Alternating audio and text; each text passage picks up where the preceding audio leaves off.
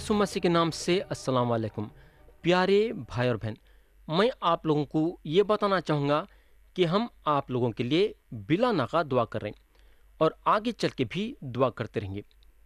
आप लोग हमेशा हमारे दुआओं में हैं।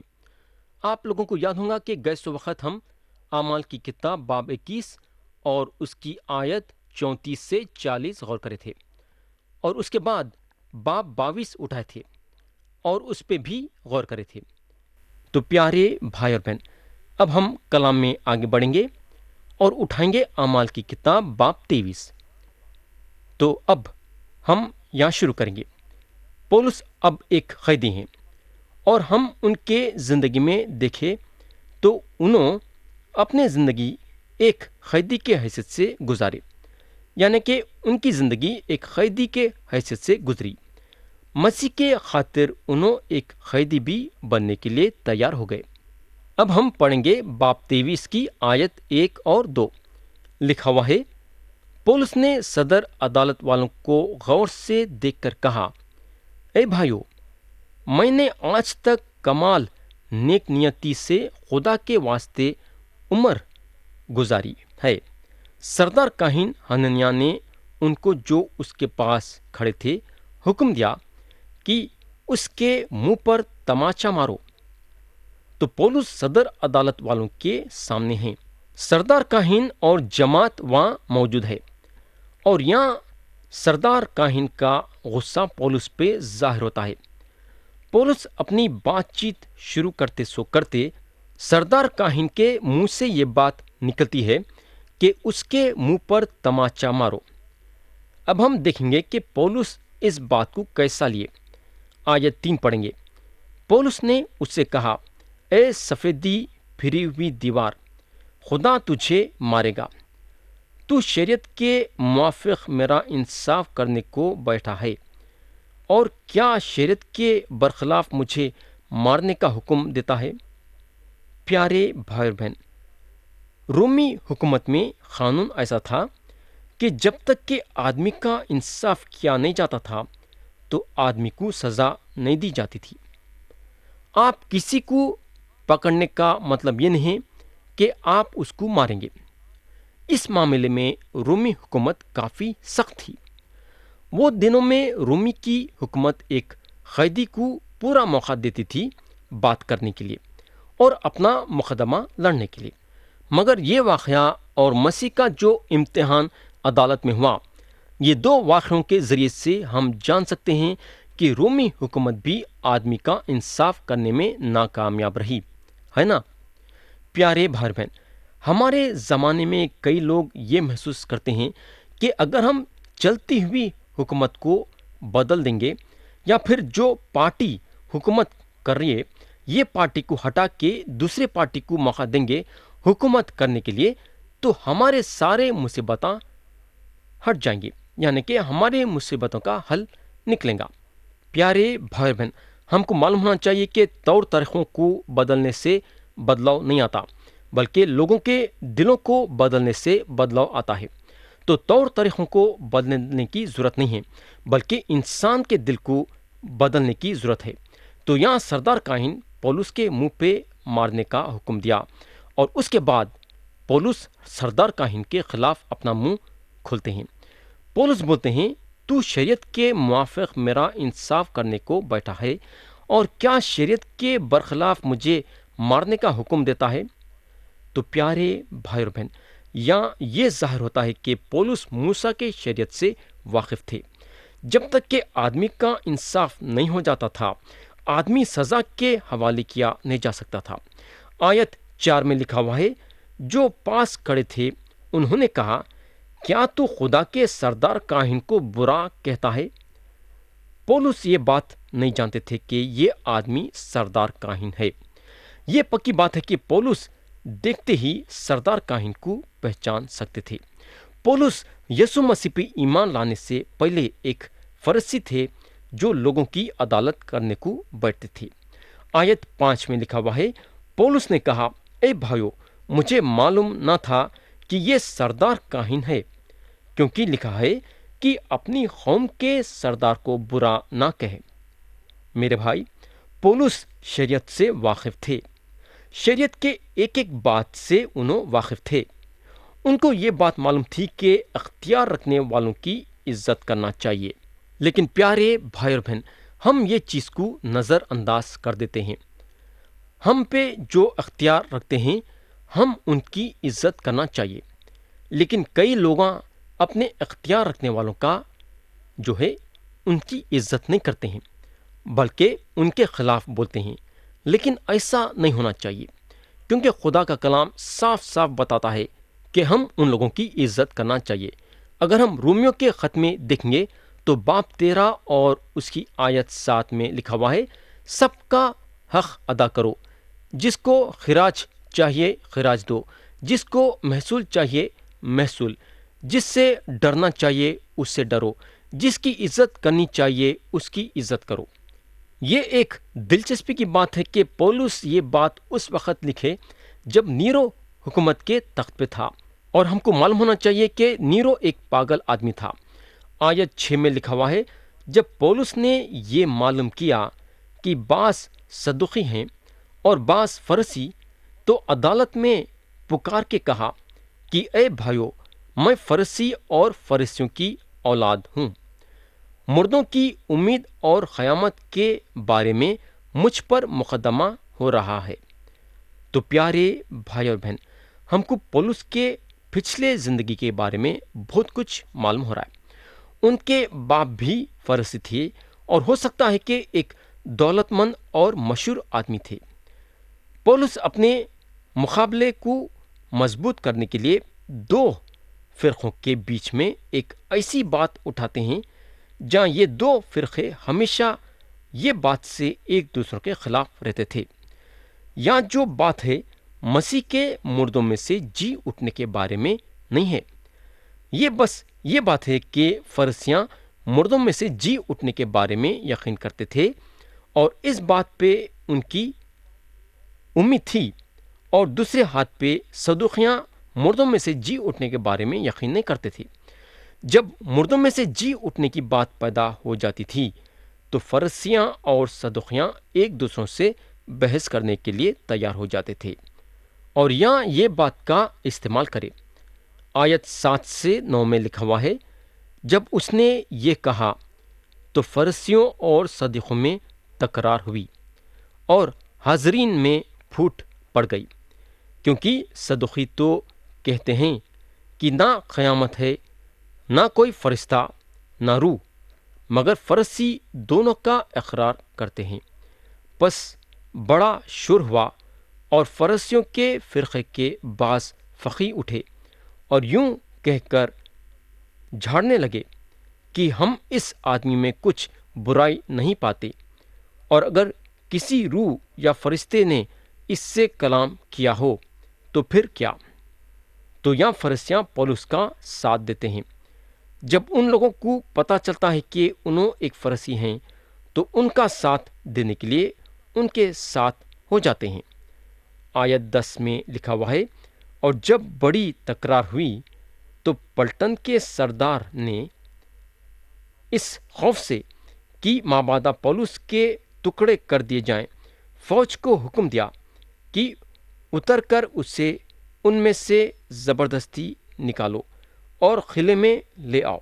میں یقین کرتا ہوں کہ یہاں بہت بڑے جھگڑے کے آثار تھے، کچھ بھی ہو سکتا تھا، مگر پولس کو بچانے کے لیے یہ پلٹن کا سردار اپنا قدم اٹھایا۔ ہو سکتا ہے کہ پلٹن کا سردار تھوڑی دیر کے لیے خاموش ہو جاتا تھا تو پولس کو یہاں ختم کر دے سکتے تھے۔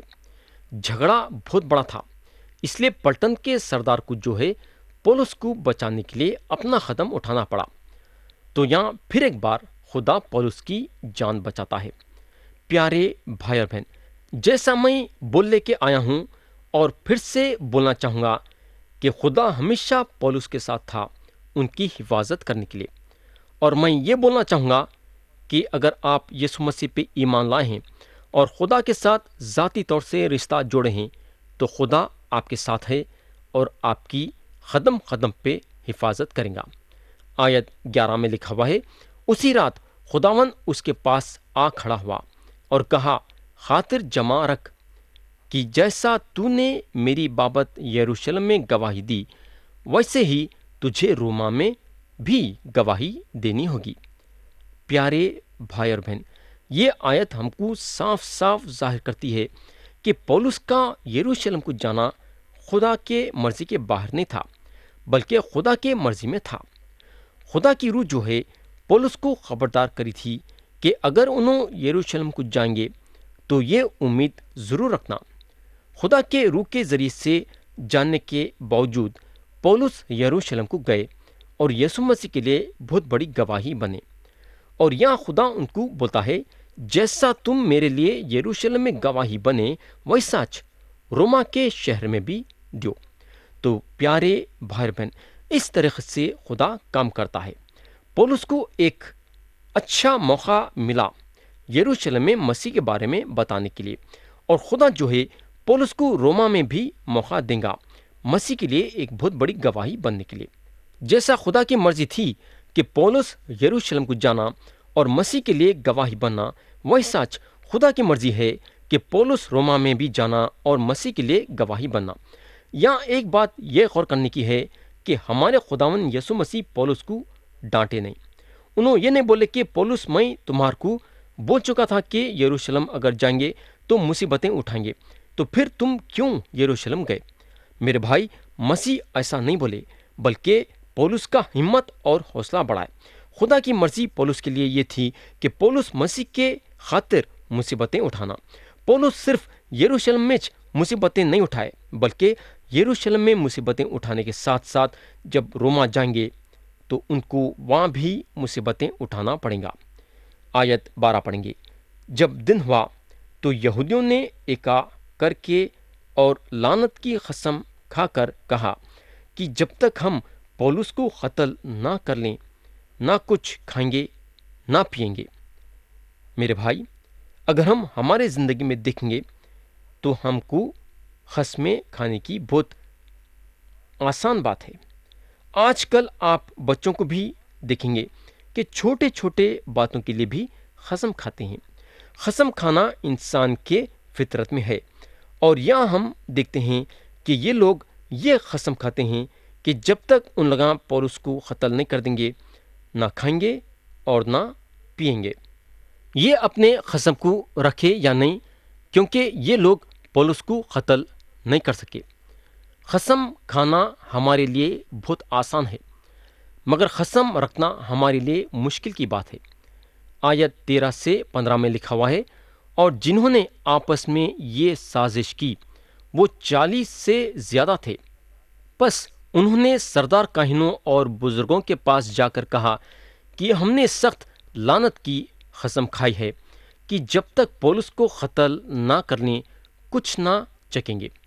پس اب تم صدر عدالت والوں سے مل کر پلٹن کے سردار سے عرض کرو کہ اسے تمہارے پاس لائیں، گویا تم اس کے معاملے کی حقیقت زیادہ دریافت کرنی چاہتے ہو، اور ہم اس کے پہنچنے سے پہلے اس کے مار ڈالنے کو تیار ہیں۔ تو میرے بھائی، یہ لوگ یہ طریقہ بنا رہے تھے پولس کو قتل کرنے کے لیے، لیکن ہم کو معلوم ہونا چاہیے کہ مسیح پولس کو ظاہر کر چکے تھے کہ انہوں روما شہر کو جانے والے ہیں۔ تو اب سوال یہ پیدا ہوتا ہے کہ کیا یہ 40 کے 40 لوگ پولس کو قتل کرنے کے لیے کامیاب ہو سکتے ہیں کیا؟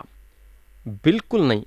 کیسا ہو سکتے جبکہ یسوع مسیح پولس کے ساتھ ہیں اور پولس کو روما لے کے جانے والے ہیں؟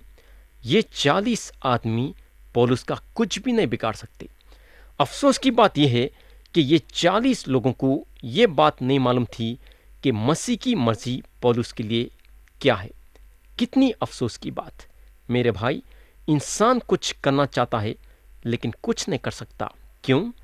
کیونکہ خدا جو ہے کچھ ارادہ کرتا ہے اور انسان کچھ ارادہ کرتا ہے، اور جو خدا ارادہ کرتا ہے اس کے ارادے کے سامنے انسان ٹک نہیں سکتا۔ اگر یہ 40 لوگوں کو خدا کا ارادہ معلوم ہوتا تو میں یقین کرتا ہوں کہ یہ لوگ پولس کو قتل نہیں کر سکتے تھے، بلکہ روک دیتے تھے یہ کام کرنے کے لیے۔ آیت 16 سے 18 میں لکھا ہوا ہے، لیکن پولس کا بھانجا ان کی گھاٹ کا حال سن کر آیا اور قلعے میں جا کر پولس کو خبر دی۔ پولس نے صوبیداروں میں سے ایک کو بلا کر کہا، اس جوان کو پلٹن کے سردار کے پاس لے جا، یہ اس سے کچھ کہنا چاہتا ہے۔ پس اس نے اس کو پلٹن کے سردار کے پاس لے جا کر کہا کہ پولس قیدی نے مجھے بلا کر درخواست کی کہ اس جوان کو تیرے پاس لاؤں کہ تجھ سے کچھ کہنا چاہتا ہے۔ پیارے بھائی اور بہن، پولس جو ہیں ایک رومی آدمی ہونے کے وجہ سے اپنا حق مانگ رہے۔ اس وقت ان کی جان خطرے میں ہے اور یہاں پولس چاہتے ہیں کہ حکومت ان کے جان کی حفاظت کرنا۔ یہ آیتوں کے ذریعے سے ہم کو یہ بھی معلوم ہوتا ہے کہ ان کی ایک بہن ہے جو اپنے گھرانے کے ساتھ یروشلم میں رہتی ہے۔ آیت 19 سے 22 میں لکھا ہوا ہے، پلٹن کے سردار نے اس کا ہاتھ پکڑ کر اور الگ جا کر پوچھا کہ مجھ سے کیا بات کہنی چاہتا ہے۔ اس نے کہا، یہودیوں نے ایکا کیا ہے کہ تجھ سے درخواست کریں کہ کل پولس کو صدر عدالت میں لائے، گویا تو اس کے حال کی اور بھی تحقیقات کرنی چاہتا ہے، لیکن تو ان کی نہ ماننا، کیونکہ ان میں 40 شخص سے زیادہ اس کی گھاٹ میں ہیں، جنہوں نے لعنت کی قسم کھائی ہے کہ جب تک اسے مار نہ ڈالیں نہ کھائیں گے نہ پئیں گے، اور اب وہ تیار ہیں، صرف تیرے وعدے کا انتظار ہے۔ پس سردار نے جوان کو یہ حکم دے کر رخصت کیا کہ کسی سے نہ کہنا کہ تو نے مجھ پر یہ ظاہر کیا۔ تو پیارے بھائی اور بہن، جب پلٹن کے سردار کو یہ بات کا پتہ چلا کہ یہودیاں پولس کو مارنے پہ تلے ہوئے ہیں، تو پلٹن کا سردار خبردار ہو گیا۔ یہاں میں آپ لوگوں کو ایک بات بتانا چاہوں گا۔ آج اگر ہم دیکھیں گے تو کئی لوگ ہیں جو اپنے آپ کو خدا پرست سمجھتے ہیں اور بولتے ہیں کہ اگر آدمی بیمار پڑتا ہے تو اس کو ڈاکٹر کے پاس علاج کرانے کے لیے ڈاکٹر کے پاس جانے کی ضرورت نہیں ہے، بلکہ شفا پانے کے لیے خدا پہ بھروسہ رکھنا چاہیے۔ میرے دوست، یہ بات سچ ہے کہ ہمارے بیماری سے شفا پانے کے لیے ہم کو خدا پہ بھروسہ رکھنا چاہیے۔ شفا دینے والا تو صرف خدا ہے، مگر ہم کو معلوم ہونا چاہیے کہ خدا شفا دینے کے لیے ہمارے لیے ذریعہ بھی نکالا ہے نا، ایک ذریعہ ضرور نکالا، اور وہ ذریعہ ہے ڈاکٹر۔ پولس کے لیے اپنے بھانجے سے یہ بات بولنے کے لیے بہت آسان بات رہتی کہ میرے بھانجے، میں تیری شکر گزاری کرتا ہوں کہ تو میرے کو خبر پہنچایا ہے کہ چند لوگ میرے کو قتل کرنے پہ تلے ہوئے ہیں، مگر میرے کو فکر کرنے کی ضرورت نہیں ہے۔ کئی کو بولے تو خدا میرے ساتھ ہے اور انہیں میری حفاظت کرے گا، انہیں میرے کو سنبھال لے گا، اب تو اپنے گھر چلے جا۔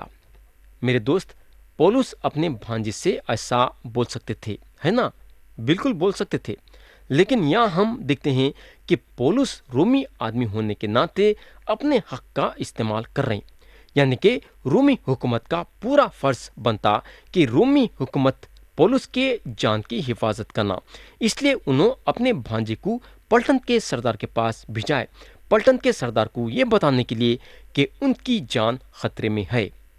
تو پیارے بھائی اور بہن، خدا ذریعے نکالتا اور چاہتا ہے کہ ہم ہمارے زندگی میں وہ ذریعوں کا استعمال کرنا۔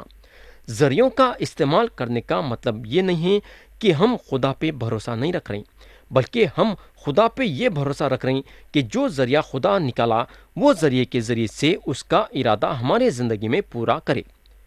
تو یہاں پلٹن کا سردار اپنا قدم اٹھاتا ہے پولس کی جان کی حفاظت کرنے کے لیے۔